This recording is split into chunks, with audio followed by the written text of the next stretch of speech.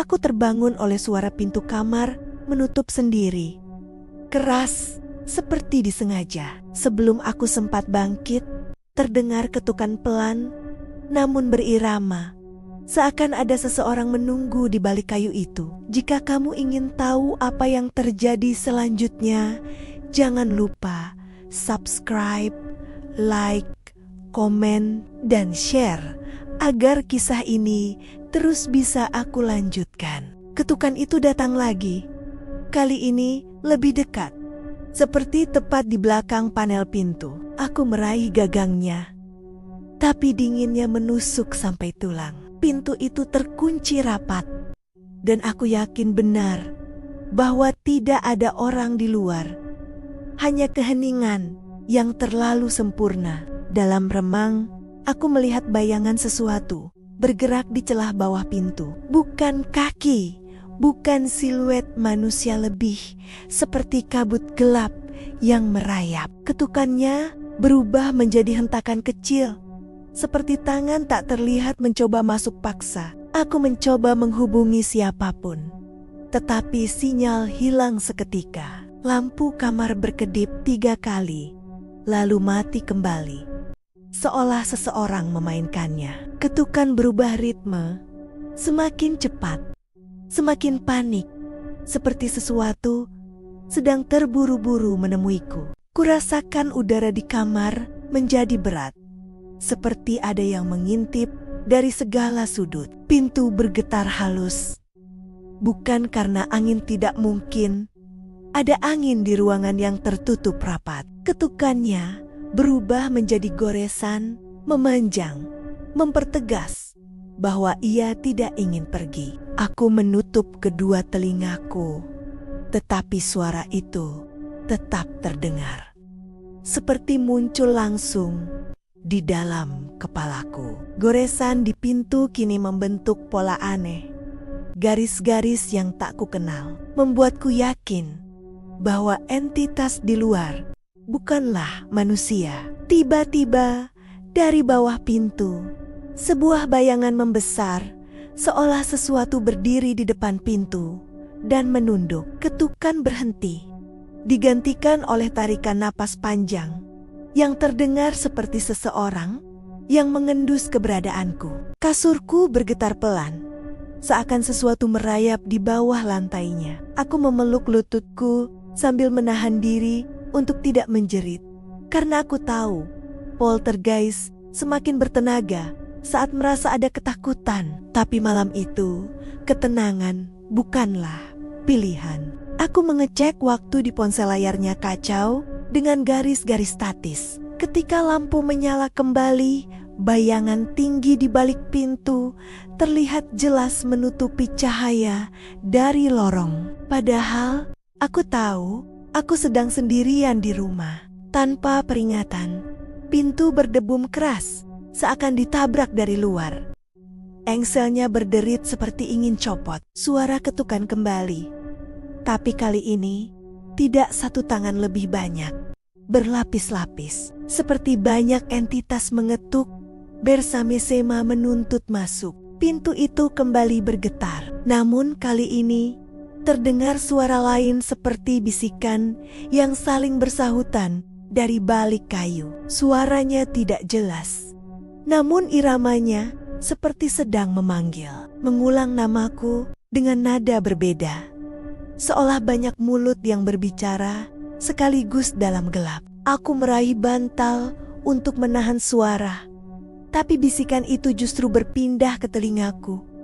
Tanpa perantara, aku mendengar helaan napas yang lembab dan kasar, seakan wajahnya menempel pada kulitku. Suhu kamar menurun drastis, membuat bulu kuduku berdiri tanpa kendali. Tiba-tiba meja belajar di sudut kamar bergerak sendiri, menyeret lantai dengan suara melengking. Kursi jatuh tanpa ada yang menyentuhnya. Semua benda seolah hidup dan memberontak, dan ketukan di pintu menjadi penanda bahwa kekuatan tak terlihat itu semakin mendekat. Saat aku mundur ke dinding, ponselku menyala sendiri. Aplikasi kamera terbuka. dan layarnya memperlihatkan sosok hitam berdiri di belakangku. Padahal ketika kutolehkan kepala, tidak ada siapapun. Namun bayangan itu tetap ada di layar, menatap dengan bentuk wajah yang tak manusiawi. Ketukan kembali terdengar. Kali ini sangat pelan, seolah si makhluk sedang mengelus pintu. Suara goresan kecil menyertainya, membentuk pola seperti simbol kuno. Aku bisa merasakan niat jahatnya hanya dari cara ia mempermainkan ruang dan benda di sekitarku. Dari bawah pintu, hawa gelap menyusup masuk, seperti asap tebal tak berwarna, namun terasa dinginnya. Asap itu merayap di lantai, memutari kakiku, seakan menilai apakah aku cukup lemah untuk dijangkau. Aku menahan napas, takut gerak sekecil apapun memancingnya masuk. Lemari di samping kamar bergetar. Pintunya terbuka sendiri, memperlihatkan pakaian yang terlempar keluar satu persatu, seperti ada tangan tak terlihat melemparkannya ke lantai. Setiap kejadian semakin brutal, membuatku yakin bahwa poltergeist itu mencoba memaksaku menyerah. Lampu kembali berkedip cepat. Setiap kedipan menampilkan bayangan berbeda di ruangan. Terkadang tinggi, terkadang pendek, terkadang seperti merayap. Aku menggigit bibir, berusaha tetap sadar, karena aku tahu ketakutan berlebihan akan memberi makhluk itu lebih banyak kekuatan. Pintu tiba-tiba berhenti bergetar. Keheningan yang datang setelahnya justru membuat dadaku semakin sesak. Aku tahu makhluk itu belum pergi ke ketenangan seperti ini. Biasanya menjadi tanda bahwa ia sudah berada lebih dekat dari yang bisa aku bayangkan. Mungkin hanya beberapa inci. Tanpa babi bu, pintu kamar perlahan terbuka sedikit, hanya setipis celah jari. Dari celah itu, udara dingin melesat masuk. Aku melihat bayangan bergerak di sisi lain.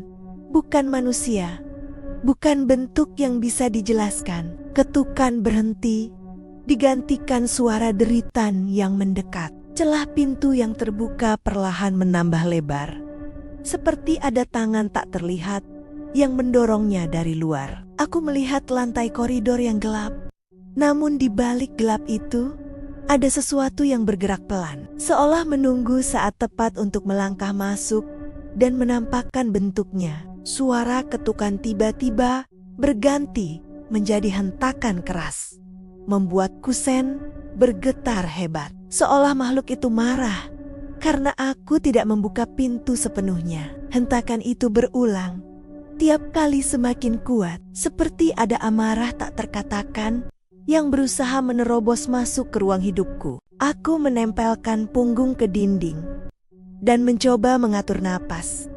Namun udara di ruangan semakin berat, rasanya seperti dipaksa menghirup ketakutan sendiri. Suara bisikan dari segala arah membuatku tak bisa menentukan posisi makhluk itu. Seakan ia ada di mana-mana sekaligus, tanpa peringatan. Pintu terbanting tertutup sangat keras. Begitu keras, hingga bingkai fotoku terjatuh dan pecah. Kepingan kaca berserakan di lantai, memantulkan bayangan panjang hitam yang tidak sesuai dengan posisiku. Bayangan itu bergerak sendiri, seperti makhluk lain yang terperangkap. Ketika aku menunduk melihat pecahan kaca, salah satu pecahan memperlihatkan sesuatu yang tidak seharusnya mata hitam menyala di belakangku. Padahal aku sendirian. Aku refleks menoleh. Namun ruangan tetap kosong. Hanya pantulan di kaca yang menunjukkan kebenaran tersembunyi. Tiba-tiba udara mengalir deras dari arah lemari, begitu dingin hingga kulitku seperti ditusuk jarum. Pintu lemari bergetar, lalu terbuka perlahan. Dari dalam gelap lemari itu terdengar suara ketawa parau. Bukan suara manusia, ketawa yang sangat dekat, seolah dari balik pakaian yang tergantung. Kursi di sudut kamar bergerak sendiri, perlahan maju ke tengah ruangan. Setelah itu, berhenti tepat di depanku. Seperti ada sesuatu yang duduk di atasnya, memperhatikanku tanpa wujud. Aku merasa ada tekanan di udara, seolah ruangan menjadi tempat penghakiman tanpa saksi lain. Ponselku kembali menyala. Kali ini ada rekaman suara yang diputar otomatis. Suara ketukan pintu terdengar jelas dalam rekaman. Namun bersamaan dengan itu, terdengar napas berat dan suara langkah yang menyeret sesuatu.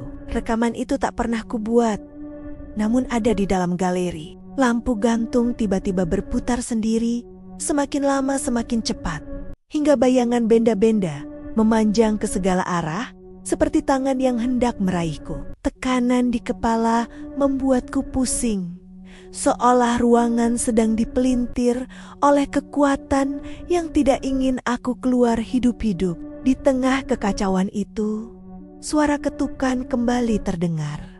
Kali ini dari dalam kamar, bukan dari luar pintu. Ketukannya pelan, ritmis, seolah makhluk itu berdiri tepat di belakangku. Aku menahan napas, karena aku tahu bahwa ketukan dari dalam berarti batas antara dunia kami sudah runtuh.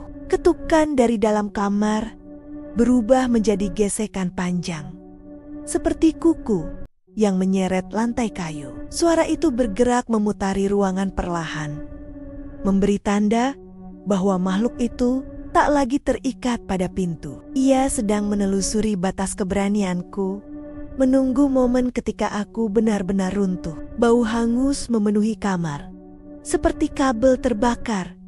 Namun semua perangkat listrik mati. Di tengah bau itu, terdengar suara langkah kecil, seperti kaki anak-anak berlarian. Langkahnya cepat, menabrak dinding, lalu berhenti tepat di dekat kakiku tanpa menampakkan wujud apapun. Sebuah bayangan tiba-tiba muncul di dinding, tinggi dan kurus, dengan kepala terkulai. Bayangan itu tidak berasal dari benda apapun di ruangan. Ia bergerak terpisah dari arah lampu, seolah tidak peduli bahwa seharusnya bayangan hanya mengikuti sumber cahaya, bukan melawan. Aku mencoba membaca doa untuk menenangkan diri. Namun setiap kata terasa seperti hilang sebelum selesai terucap. Udara di sekitar mulutku bergetar, seolah ada tangan tak terlihat yang menahan suaraku. Poltergeist itu tidak mau aku menemukan ketenangan dalam bentuk apapun. Ketika aku memejamkan mata, suara bisikan masuk begitu dekat. Bukalah pintunya. Bisikan itu bukan satu suara, melainkan puluhan suara tumpang tindih. Suara laki-laki, perempuan, bahkan anak-anak. Semuanya meminta hal yang sama. Seakan pintu itu adalah undangan menuju bencana. Lantai di bawahku bergetar, retakan halus muncul, dan dari celah itu keluar angin dingin yang menusuk tulang. Aku melihat dibu-dibu berputar seperti ada sesuatu mencoba naik dari bawah. Sesuatu yang ingin menunjukkan bahwa ia bukan hanya gangguannya, adalah sesuatu yang lebih tua dan lebih gelap. Pintu lemari kembali terbuka. Namun kali ini, sebuah tangan pucat muncul perlahan, meraba udara kosong. Tangannya panjang, jari-jari kurusnya bergerak seakan mencari wajahku. Ketika jarinya hampir menyentuhku, tangan itu tiba-tiba menarik diri, seolah ada yang lebih kuat memanggilnya kembali ke dalam gelap. Tirai jendela terangkat tinggi tanpa hembusan angin. Di balik jendela yang tertutup gelap, aku melihat sosok samar berdiri, seolah mengintip dari luar. Padahal aku tinggal di lantai 2. Tidak ada balkon, tidak ada tempat berpijak. Sosok itu tersenyum-senyum yang tidak manusiawi. Tiba-tiba seluruh suara berhenti. Tidak ada ketukan, tidak ada gesekan, tidak ada bisikan. Hening itu justru lebih mengerikan, seperti mata badai sebelum semuanya dihancurkan. Di tengah keheningan itu, pintu perlahan terbuka sendiri, seakan memberi kesempatan terakhir untuk melihat apa yang menunggu. Saat pintu terbuka, tidak ada apapun di baliknya, hanya gelap yang sangat dalam. Namun dari gelap itu, aku merasakan kehadiran yang menatap tanpa wajah. Aku mengerti sesuatu. Terkadang ketakutan terbesar bukan pada apa yang terlihat, tetapi pada apa yang bisa menyentuh hidup kita tanpa wujud. Malam itu mengajariku bahwa tidak semua pintu yang menutup sendiri harus dibuka kembali, karena beberapa ketukan bukan meminta jawaban, melainkan mengingatkan bahwa ada dunia lain yang sebaiknya tidak kita ganggu.